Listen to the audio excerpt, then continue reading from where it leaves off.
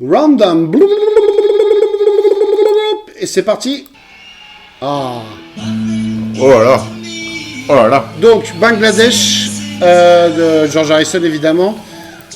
Version donc du concert fort de Bangladesh. Un des premiers concerts de charité, finalement, Benjamin Durand. Oui, tout à fait, tout à fait. En tout cas, avec une ampleur aussi importante, en essayant de faire un budget grâce au film, parce que on est juste après Woodstock. C'est ça. On est juste après Woodstock. Les gens ont vu l'impact qu'un film d'un concert pouvait avoir, où tout le monde dans le monde entier pouvait voir un concert et que c'était vraiment attractif. D'ailleurs, il y a eu le Festival Express aussi, entre-temps, enfin juste un peu avant, un concert sur une tournée au Canada avec Janis Joplin, Buddy Guy, The Band, etc. Enfin, tout le monde essaie d'exploiter ce filon en fait du film, oui, qui permet aussi d'introduire des artistes qui vendent pas de disques.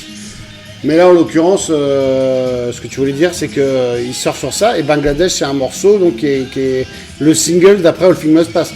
C'est le single d'après All Things Must Pass, écrit effectivement en réaction à la situation politique, qui est quand même pas du tout innocente. Bah oui, le Bangladesh qui est un État qui se crée à ce moment-là, parce que, juste pour resituer un petit peu l'histoire de la décolonisation britannique, l'Empire des Indes, le fameux Empire des Indes britannique, ça rassemblait ce qui constitue aujourd'hui les trois pays que sont l'Inde, le Pakistan et le Bangladesh. Voilà. Et donc, il y a un gros problème de religion au niveau de ces pays, puisque ce qui est aujourd'hui l'Inde, c'est un territoire où la religion dominante, c'est l'hindouisme. Bien sûr. Alors que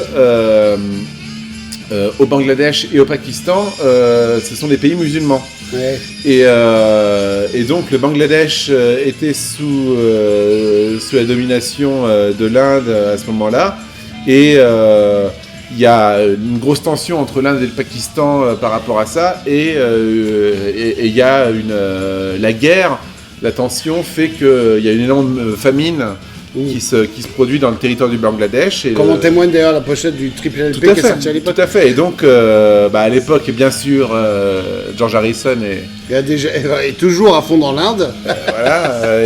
Et en plus de ça, son mentor, Ravi Shankar, lui dit que la situation est complètement dramatique au Bangladesh. Et s'il pouvait faire quelque chose, ça serait formidable.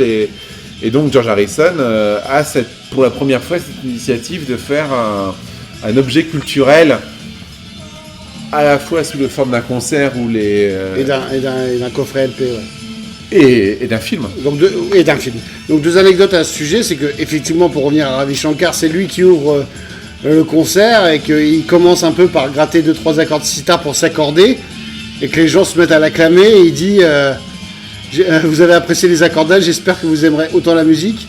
Et deuxième chose que je voulais ajouter, je ne sais plus laquelle, malheureusement, c'est que du coup, il réunit un peu oui, c'est le premier concert d'un Beatles depuis le Condestable Park à San Francisco en 1966. Oui, on accepte le toit.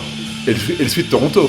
Ah, c'est vrai, tu as raison, le Suite de Toronto, mais qui était encore du vivant des Beatles, on y reviendra peut-être dans un autre album Tracks.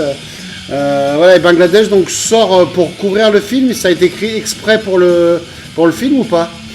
Tu sais ça en préparation, oui, de toute façon, le single sort au moment où le concert est annoncé. Ouais, d'accord, avant. Donc, quand le titre est joué au Madison Square Garden, c'est pour ça qu'on entend les réactions du public. Le single est déjà présent dans la tête des gens. Et donc effectivement, voilà, après il y a la version live qui est sur le disque. Et pour conclure, parce qu'il nous reste très peu de temps, Bangladesh, voilà, c'est vraiment dans la lignée au niveau de la prod, hormis le thème, etc. de All Things Must Pass. Ça fait penser à Wawa, tout ça, qui sont sur All Things Must Pass. Vraiment, c'est l'âge d'or de George Harrison. Donc voilà pour ce titre Bangladesh du concert for Bangladesh de George Harrison, triple LP à l'époque en coffret. À tout à l'heure.